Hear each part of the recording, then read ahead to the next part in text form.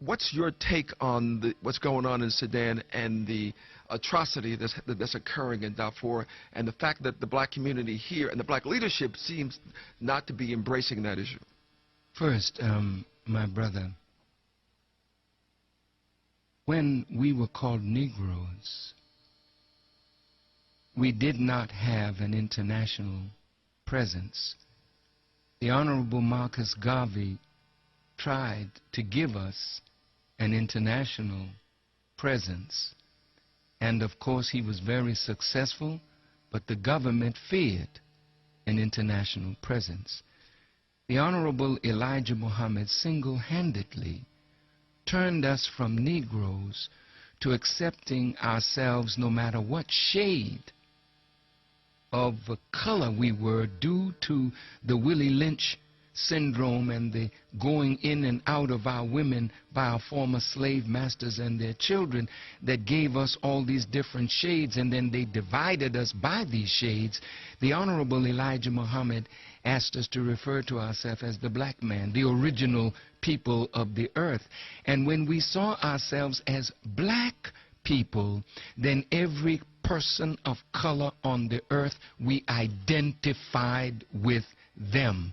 So in the 60s, nothing could happen on the African continent that black people in America were not concerned with. Nothing could happen in the Caribbean or in Brazil or in Central America or in the islands of the Pacific, where black people were concerned, that we didn't feel them, because a nervous system was being created for black people, that we felt the pain of one another wherever we were on the earth.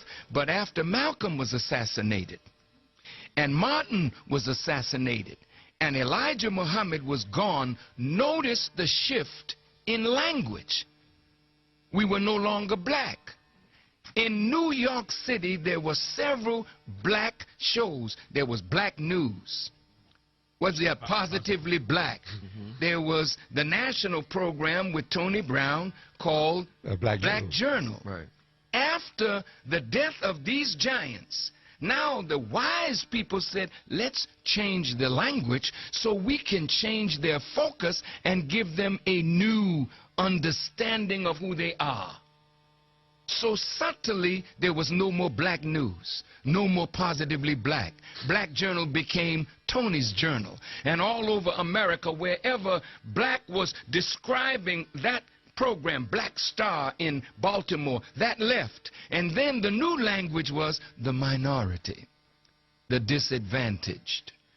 Then came African American. And what was happening is a severing of the nervous system that black had made, tying us to the struggle of black people all over the world. So now there can be a Darfur. Who cares? That's not us. There can be a Rwanda and Burundi. Who cares? That's not us. So we don't feel suffering until there's a Katrina. Oh, that's us. But what's going on in Haiti, that's not us. What's going on in Brazil, in Costa Rica, in Colombia, in Nicaragua, in Guatemala, that is not us. So the language shift. Now let's go to Darfur. If you notice, on the mall, 95% of those who were present were Caucasian. I'm not going to denigrate their sensitivity to suffering. But the reason that blacks were not there is because the blacks who could make something happen were never invited. It's not that black people don't care about Darfur, but Darfur, on the scale of suffering in the world, pales.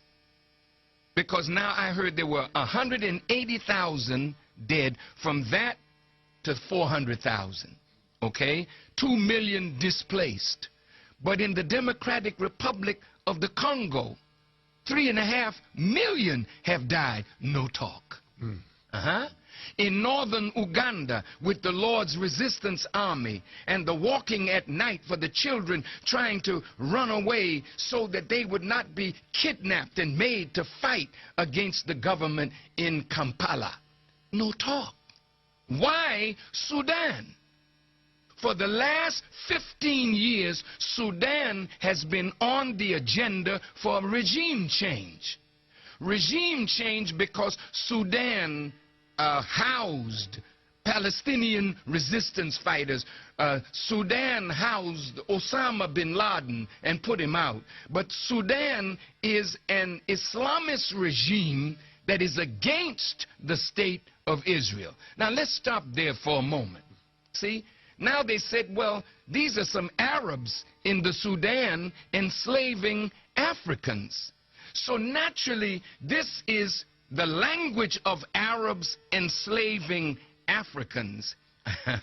This is so clever, and the media pushes that so that there would come a natural hatred of blacks for Arabs, so that Arabs look like the real culprits here. Well, you don't know this, but I and my international representative, Akbar Muhammad, who's in the studio with me, who I want to speak on this in just a few moments, he and I were together on a peace mission. Listen to me carefully now. How many years ago was that, Brother Akbar? Over 10 years ago, wasn't it? It was 1994. 1994, 12 years ago. Now, I went to Ghana and spoke with then President Jerry John Rawlings. And Rawlings said, if you want to help ease the crisis, get in touch with Kenneth Kaunda, the former president of Zambia. We got in touch with Kenneth Kaunda, and he said he would accompany us. And so we went to Kenya and met with President Arap Moi, who at that time was over that group of nations that were working for peace. What is it? IGAD. IGAD, E-G-A-D. So when we met with President Moi, he sent us to Uganda, where we met with President Museveni. But the most important meeting was a meeting with Brother John Garang, who for 20 years was fighting the government in Khartoum. Now, why was there a fight? Was it over slavery? Akbar, you were with me. At no time during our talk with John Garang, which was 4 hours in length, was there ever a mention of slavery. Right, never mentioned. But when I mentioned the word justice, then John Garang's wife broke down and cried and said that I was the only person who came that talked about justice. Now, what was the injustice? The Arabs have mixed their blood with the Africans that live in the north. They are Arabized and Islamic. And the same racist poison that has poisoned the bloodstream of Islam has made the Arab north feel superior to the Christian animist African south. The south is black, black, black, so black till there's blue in their color.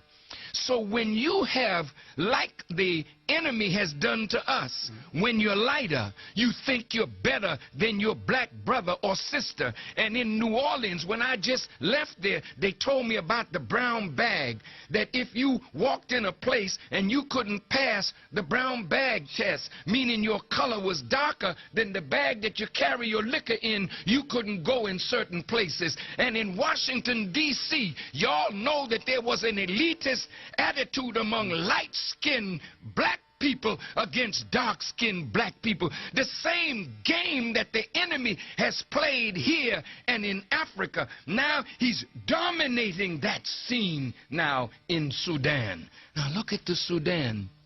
It's the largest landmass country, I think. That's right. On the African continent.